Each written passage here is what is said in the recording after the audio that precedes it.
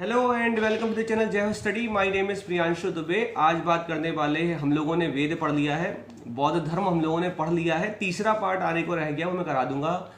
आज शुरू कर रहे हैं जैन धर्म। जैन धर्म में क्या देखने वाले हैं हम लोग, जैसा जैसा मैं बोलूं वैसा वैसा पेन कॉपी लेकर बैठिए, एक एक पॉइंट में लिख लीजिए, एक बार में याद होगा। पेन कॉपी लेकर नहीं बैठते तो भी कोई समस्या नहीं है, लीड लगा के 3-4 बार सुन लीजिए, बस आज सुन लीजिए, कल सुन लीजिएगा, परसों सुन लीजिएगा, याद हो जाएगा पूरा। शुरुआत करते हैं जैन धर्म की। देखिए जैन धर्म में क्या याद रखना है आपको। पहला पॉइंट जो जैन धर्म में आपको याद रखना है, 2 पार्ट में कंप्लीट करेंगे, आज पार्ट 1 कल पार्ट 2। जैन धर्म का पहला पॉइंट जो आपको याद रखना है कि ये जो जैन धर्म जो जैन है, इस जैन धर्म के अंतर्गत 24 तीर्थंकर्स की बात की गई। तीर्थंकर्स क्या होते हैं? तीर्थंकर होते हैं जिन्हें हम लोग कहते हैं धर्मगुरु, leader of their own religion, धर्मगुरु कहलाएंगे, या फिर इन्हें कहा जाता है ग्रेट टीचर्स, इन्हें महान शिक्षक कहा गया। ठीक है, ध्यान रखिएगा कि जैन धर्म के अंतर्गत 24 तीर्थंकर की बात की गई है। जैन धर्म के अंतर्गत 24 तीर्थंकर की बात की गई है। पहले तीर्थंकर का नाम यहाँ पर बताया गया जैन धर्म के अंतर्गत कि पहले तीर्थंकर का नाम है ऋषभनाथ, या फिर ऋषभदेव, या फिर आदिनाथ। साथ में ये भी याद रखिए कि ऋषभदेव, ऋषभनाथ या फिर आदिनाथ का वर्णन ऋग्वेद के अंतर्गत किया गया, और साथ में वायु पुराण और विष्णु पुराण के अंतर्गत इन्हें नारायण का अवतार बताया गया। ठीक है, नारायण का अवतार बताया गया इनको, किनको? ऋषभदेव को। साथ में याद रखिए कि इन 24 तीर्थंकरों में ऋषभदेव अथवा ऋषभनाथ अथवा आदिनाथ के अलावा अरिष्ट नेमि का वर्णन भी मिलता है। ठीक है, यहां तक एकदम क्लियर। धीमे धीमे आगे बढ़ रहे हैं हम लोग। ये भी याद रखिए कि ऋषभदेव या ऋषभनाथ जिनकी मैं बात कर रहा हूं, तो मैंने बताया कि ऋषभनाथ का वर्णन ऋग्वेद में मिलता है। ऋषभनाथ जैन 24 तीर्थंकरों में पहले तीर्थंकर थे, इनको नारायण का अवतार कहा गया। साथ में ये भी याद रखना है हम लोगों को कि अरिष्ट नेमि का वर्णन भी ऋग्वेद में मिलता है।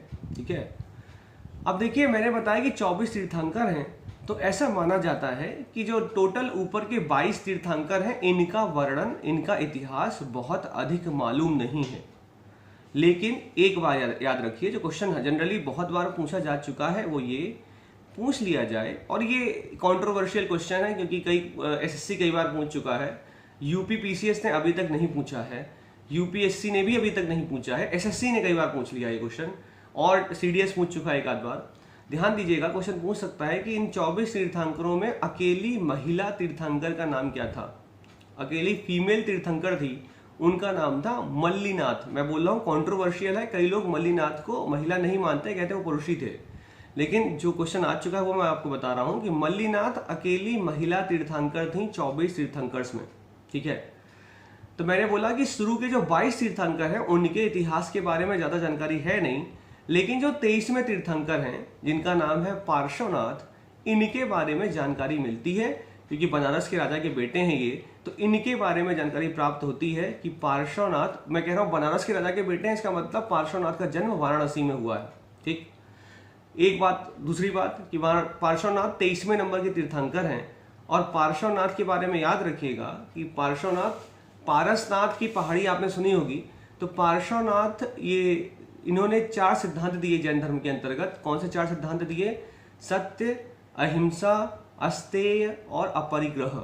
सत्य मतलब सत्यम वदति, सत्य बोलिए। अस्तेय का मतलब चोरी न करना, चोरी नहीं करनी है।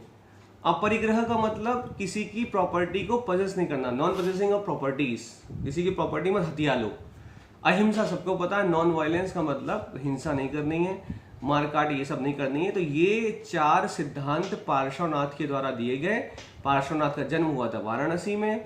पार्श्वनाथ 23वें नंबर के तीर्थंकर थे जैन धर्म के अंतर्गत, और इनके बारे में ऐतिहासिक, इनके बारे में वर्णन मिलता है इतिहास में। ठीक, इसी क्रम में जो अंतिम तीर्थंकर हैं 24वें नंबर के, इनका नाम है वर्धमान महावीर। ठीक है, तो ऐसा कहा जाता है कि सिद्धार्थ जो कि महावीर के पिता हैं, याद रखिएगा ये सिद्धार्थ उन सिद्धार्थ से कंफ्यूज मत, गौतम बुद्ध के सिद्धार्थ से कंफ्यूज मत कर जाइएगा कि सिद्धार्थ अलग हैं।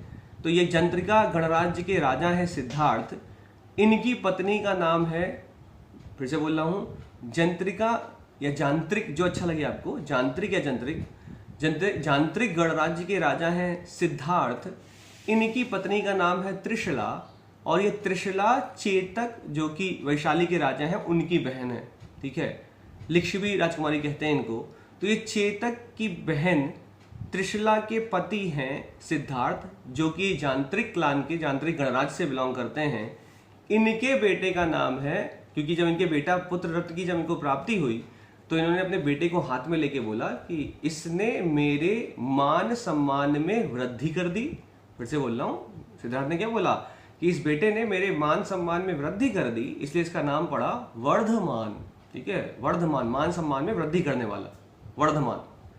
और बाद में आगे चल के वर्धमान, जैसे सिद्धार्थ गौतम बुद्ध की कहानी है कि गौतम ने घर छोड़ दिया उसी। अच्छा, एक बात और कि वर्धमान जब पैदा हुए हैं उसके बाद इनकी शादी हुई है, कई सालों के बाद जब इनकी शादी की गई तो वर्धमान या वर्धमान की पत्नी का नाम है यशोदा, यशोधरा नहीं, यशोदा।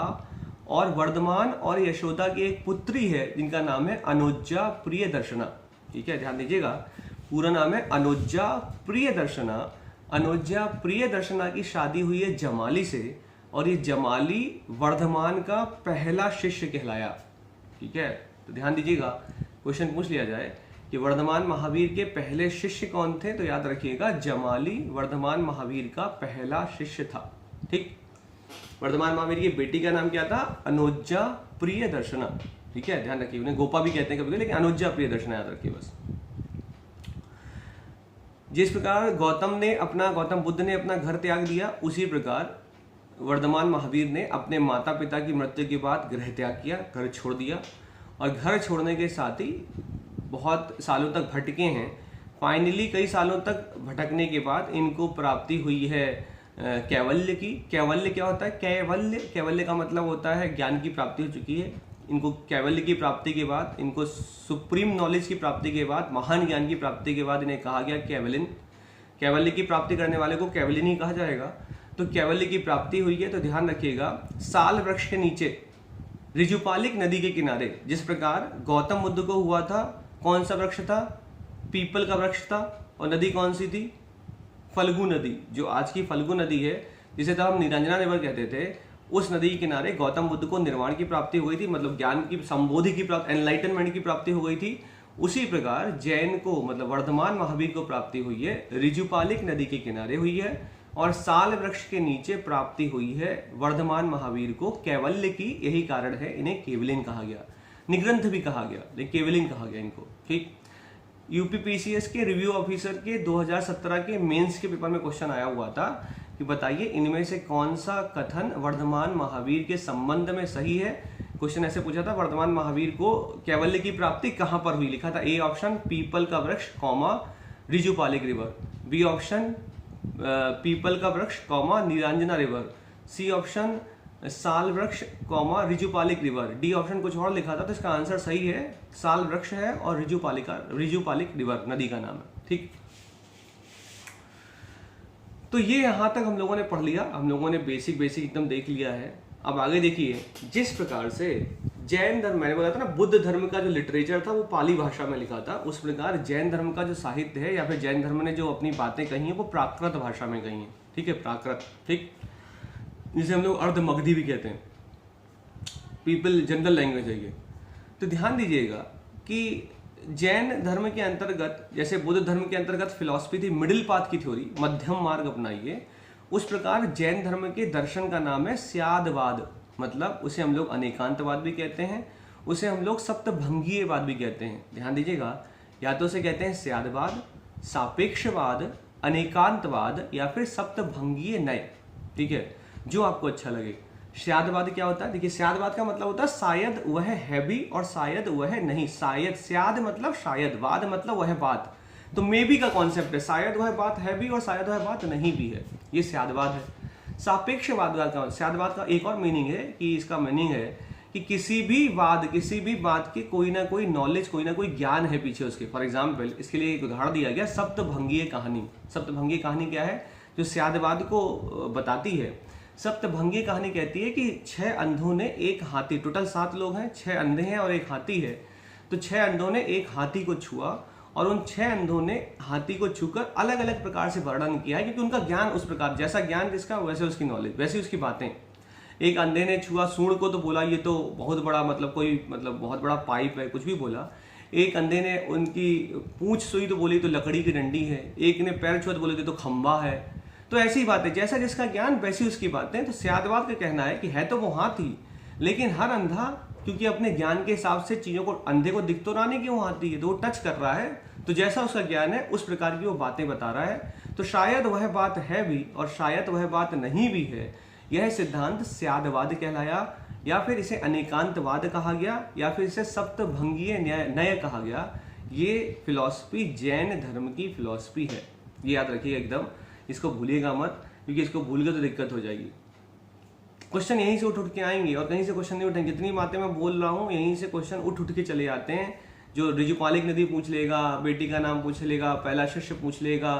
अच्छा ध्यान दीजिएगा, मैंने बताया कि पार्श्वनाथ ने 4 सिद्धांत दिए, सत्य, अहिंसा, अस्तेय और अपरिग्रह। वर्धमान महावीर ने इन 4 सिद्धांतों में एक सिद्धांत और जोड़ दिया, जिसे कहा गया पंच महाव्रत। तो फाइनली पंच महाव्रत के अंतर्गत 5वां महाव्रत वर्धमान महावीर ने दिया, जिसे बोला गया ब्रह्मचर्य। ठीक है, चेस्टिटी या फिर ब्रह्मचर्य कहा गया। ब्रह्मचर्य का मतलब वही ब्रह्मचर्य के 5 लक्षण जो बाद में हिंदू धर्म बोल देता है कि काक चेष्टा बकोदहनम स्वानिधता तथैव च अल्पाहारी गृह त्यागी विद्यार्थी पंच लक्षण। तो ये कहीं ना कहीं ब्रह्मचर्य से संबंध है इसका।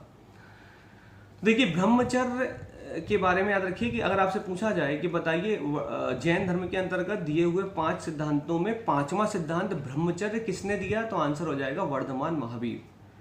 और 4 सिद्धांत जो उसके अलावा है, सत्य, अहिंसा, परिग्रह और अस्तेय, ये दिया है पार्श्वनाथ, जो कि 23वें नंबर के तीर्थंकर थे। ठीक है, तो ये याद रखिएगा। तो हम लोगों ने अभी आज तक कहाँ तक कर लिया है, हम लोगों ने जो इनकी फैमिली वो सारी देख ली, कितने तीर्थंकर है ये सारे देख लिए, 24 तीर्थंकर हैं, कौन सी महिला तीर्थंकर है ये भी देख लिया। वर्धमान महावीर के बारे में जो बेसिक जानकारी थी वो सारी देख ली, कौन से वृक्ष के नीचे, कौन सी नदी के किनारे इनको प्राप्ति हुई कैवल्य की। ध्यान रखिएगा कैवल्य की प्राप्ति हुई है, इनको केवलिन कहा गया है, इनको वर्धमान कहा गया है, महान भी, महावीर भी कहा गया है इनको। तो इनका नाम वर्धमान महावीर कह लीजिए, चाहे केवलिन कह दीजिए, चाहे निग्रंथ कह दीजिए, जो अच्छा लगे वो कह सकते हैं आप। ठीक, तो ये हम लोगों ने अभी यहाँ तक बात कर ली है कि प्राकृत भाषा में इनके लिटरेचर हैं, साथ में मैंने आपको और भी अन्य चीज़ें बता दी हैं। तो ये था एकदम जैन का बेसिक। तो आज बेसिक तक ही रखते हैं, 10 मिनट का वीडियो मेरे ख्याल से हो चुका होगा। तो ये बेसिक तक ही रखते हैं जैन धर्म का, इसके आगे समझेंगे कल हम लोग देखेंगे कि जो क्वेश्चन और आते हैं कि जैसे ऋषभनाथ जैसे सिंबल हैं, कुछ किन ही जैन 24 तीर्थंकरों के सिंबल हैं, प्रतीक हैं। फॉर एग्जाम्पल वर्धमान महावीर का सिंबल है लॉयन। ठीक है, इसी प्रकार के सिंबल हम लोग, जैसे मलिनाथ का सिंबल है जार। तो ये सिंबल हम 3-4 जो इंपॉर्टेंट सिंबल है वो हम देखेंगे। या फिर मैं पार्श्वनाथ का सिंबल है स्नेक, सांप। तो ये सारे सिंबल 3-4 लोगों के जो इंपॉर्टेंट सिंबल हैं उनको हम देखेंगे कि इनके प्रतीक क्या क्या है, जो एग्जामिनेशन में बार बार पूछे जाते हैं। और इसके साथ हम लोग त्रिरत्न भी देखेंगे, जैन धर्म के जो 3 रत्न हैं, सम्यक ज्ञान, सम्यक विश्वास और सम्यक कर्म, इसको भी जानेंगे। साथ में हम लोग देखेंगे जैन धर्म के अंतर्गत गांधार कौन थे, इनके बारे में भी जानेंगे, थोड़ा बहुत नॉलेज ले लेंगे। 2 समितियां हुई जैन धर्म की, ये भी जान लेंगे। और अंत में जैन धर्म की मृत्यु बताएंगे कि जैन धर्म कब मरे, क्या हुआ, ये सब बातें करेंगे। ठीक है, तो चलिए इन्हीं शब्दों के साथ जय हिंद जय भारत। चैनल को सब्सक्राइब करिए, लाइक करिए, शेयर करिए, सबसे अच्छी बात है। अच्छा लगता है मुझे, शेयर हो जाएगा तो ज़्यादा लोगों तक मैं पहुंच पाऊंगा, ज़्यादा लोग पढ़ भी पाएंगे। मुझे बहुत ज़्यादा मतलब संख्या नहीं चाहिए, मुझे ये है कि पढ़ने वाले लोग कम से कम इसको देख पाएँ। ठीक है, जय हिंद जय भारत।